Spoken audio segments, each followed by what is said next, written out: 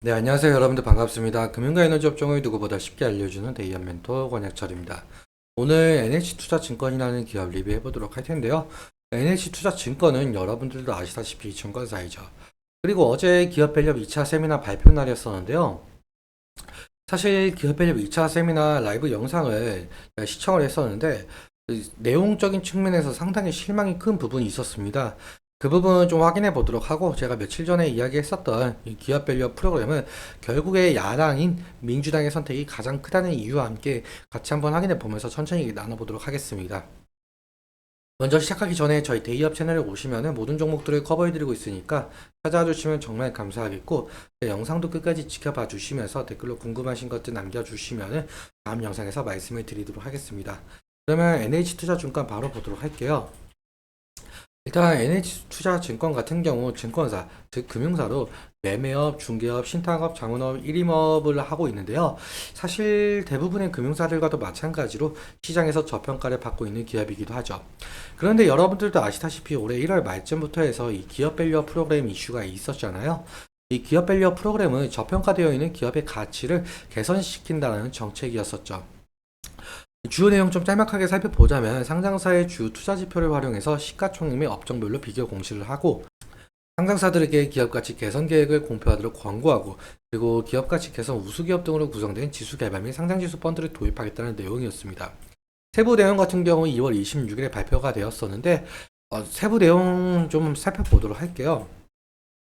구체적 방안이 2월 26일에 발표가 되었었는데, 이때 1차 세미나를 열면서 금융위원회는 기업 밸류업 지원 방안, 즉 한국증시 저평가 해소를 위해서 7월부터 상장사들에게 기업가치 재고 계획을 스스로 공시하도록 하겠다고 밝혔었고, 그리고 바로 어제 2차 세미나를 열면서 6월 중으로 가이드라인을 최종적으로 확정시킨다라고 했었죠.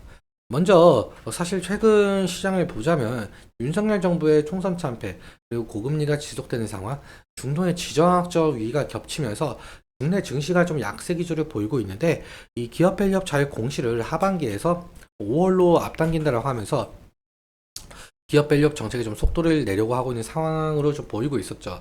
그러니까 이 기업 밸류업 정책에 속도를 내면서 약세 기조를 보이고 있는 국내 증시를 한껏 끌어올리겠다는 스탠스로 보이고 있었는데요. 그런데 어제 2차 세미나 라이브를 보면서 사실 2월 26일에 발표했던 내용들과 크게 별반 다를 게 없다라고 느꼈어요. 일단 한국거래소가 공유해준 자료 함께 보도록 할게요.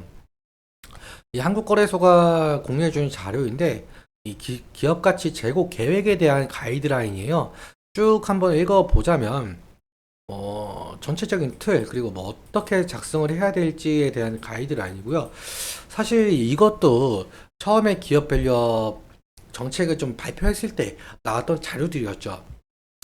다음 자료를 보시자면은 이것도 마찬가지로 기업 가치 재고 계획에 대한 자료이고, 해설서예요, 해설서. 이 부분에 관련해서도 이미 봤었던 자료들이고, 세 번째 자료에서는 이 향후 계획이 나오는데, 이 향후 계획 같은 경우는 2월 26일에 발표했었던 1차 세미나 때 그때 내용들하고 뭐 별반 다를 게 없더라고요. 그리고 네 번째도 사실상 뭐 딱히 달라진 내용이 없는데요. 그러니까 제일 중요한 이 세제 혜택에 대한 내용이 빠져 있었다라고 보시면 될 것 같습니다. 사실 제가 저번에도 말씀을 드렸었는데, 이 기업 밸류업 프로그램 같은 경우 정부의 정책만으로는 시행을 할 수가 없고 민주당의 선택이 상당히 중요하다라고 말씀을 드렸었는데, 이 이유에 대해서 말씀을 드려보자면, 야당인 민주당 측에서는 이 정부의 기업 밸류업 프로그램을 좀 반대하는 입장은 아니었어요. 그런데 좀 내용이 다르거든요. 민주당 측은 이 소액주주 권익 보호를 하기 위한 정책, 즉 기업들의 이익과 반대되는 상당한 내용을 가진 정책을 공약을 한 바가 있었죠. 이 부분에 관련된 내용들인데요.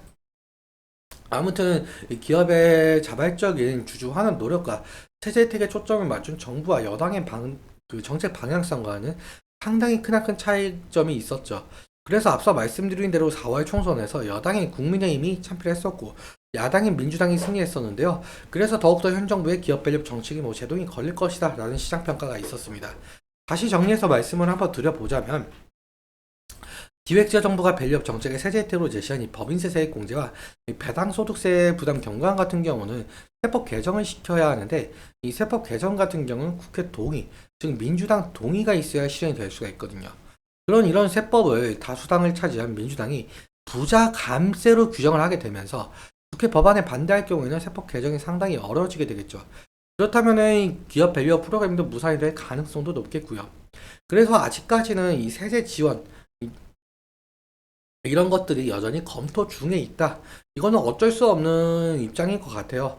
일단 민주당 측에서도 1,400만 명에 달하고 있는 이 개인 투자자들의 여론에 반응을 할 수밖에 없는 입장이긴 하죠. 그래서 사실상 이 합의가 이루어지지 못한다라고 한다면 어제 발표 내용처럼 다시금 김 빠진 내용들만 나올 가능성이 상당히 높을 것 같습니다. 실제로 기업 배급 정책이 실행될지는 아직 미지수로 보이고 있고요.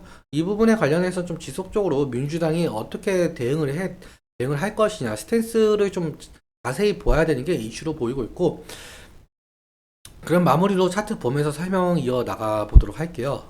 NH투자증권 같은 경우 아무래도 증권사, 금융사이다 보니까 금융 테마 형성과 호실적 기대감이 모멘텀을 작용을 하면서 주가 변동성을 좀 나타내고 있는데요.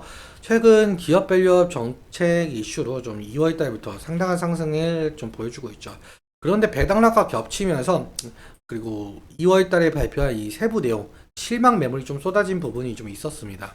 그리고 이 2차 세미나 전부터 계속적으로 기업 밸류업에 대한 이 기대감 때문에 좀 올라갔었는데 사실상 2차 세미나 내용도 뭐 그다지 좋지는 않았었죠.